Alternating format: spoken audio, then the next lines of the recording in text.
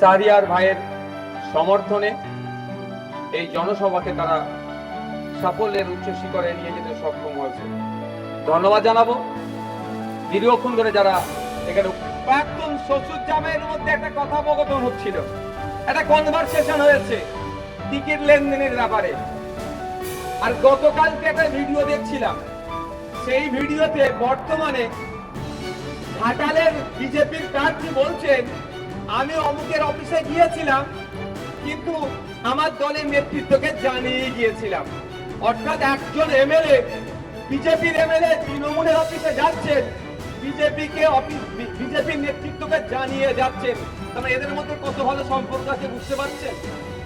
আমরা যারা এখানে ভাবছি যে রাজ্যে নাকি বিজেপি এসে যাবে বলছে, বিজেপিকে আটকানোর জন্য নাকি তৃণমূলই যথেষ্ট, তাদের বলছি একটু দেখুন কৃষ্ণ কল্যাণী বাবু, বিশ্বজিৎ দাস মহাশয় বিজেপির তিনি এমএলএ, আর তৃণমূলের হয়ে তিনি প্রতিদ্বন্দ্বিতা করছেন এমপি ক্যান্ডিডেট হয়ে বনগাঁতে। কৃষ্ণ কল্যাণী বাবু বিজেপির তিনি এমএলএ, রায়গঞ্জ সিট থেকে তৃণমূলের হয়ে তিনি প্রতিদ্বন্দ্বিতা করছেন।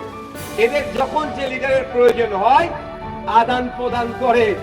আর এদিকে প্রাক্তন শ্বশুর জামাই মিলে বাংলা নয় শুধু।